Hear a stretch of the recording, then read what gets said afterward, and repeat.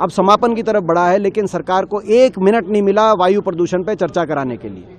इस देश की समस्याओं की चर्चा इस सदन में नहीं होगी तो कहाँ होगी? आज दुर्भाग्य की बात है कि दिल्ली के एक मंत्री का कल बयान आया जिन्होंने माफ़ी मांगी कि वायु प्रदूषण मानव इतिहास में सबसे ज़्यादा दिल्ली की जनता को झेलना पड़ रहा है, लेकिन वो तो माफ़ी मांग रहे हैं, लेकिन केंद्र सरकार, जो केंद्र का विषय है, 12 साल से केंद्र की सरकार है, 12 साल से केंद्र सरकार की तरफ से कोई बयान आया, किसी मंत्री ने, प्रधानमंत्री जी को जिम्मेदारी लेनी चाहिए, पर्यावरण मंत्री जी को यहाँ बयान देना चाहिए और चर्चा होनी चाहिए व्यापक, और एक योजना देश के सामने आनी चाहिए कि ये परियोजना, ये रोड मैप है, वायु प्रदूषण का ऐसा रोकथाम किया जाएगा। कल एक और फैसला आया कि हरियाणा यूपी गाड़ियाँ बंद। ये हमेशा नी जर्क रिएक्शन होते हैं। जब प्रदूषण जहरीले स्तर पर पहुंचता है तो हफ्ते 2 हफ्ते के लिए कर लेते हैं, इससे क्या है? इससे समाधान नहीं है। ये तो केवल जनता को दिखाने के लिए लॉलीपॉप देने के फैसले हैं।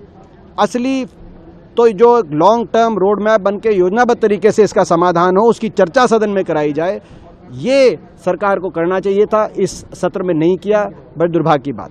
12 साल पहले थी, 12 साल से इनकी सरकार है। वही मैं कह रहा हूँ, ये दिल्ली की सरकार का विषय, दिल्ली की सरकार का विषय नहीं है। ये केंद्र, ये यूनियन लिस्ट में विषय है एनवायरनमेंट का, और ये सारी प्रदेश इसमें प्रभावित हैं। सभी प्रदेशों को मिलकर केंद्र सरकार के नेतृत्व में समाधान खोजना होता है। अगर ये कह रहे हैं कि हमारी तो इतनी दिनों से सरकार थी, तो 12 साल से देश में किसकी सरकार थी? ये केंद्र सरकार का विषय है।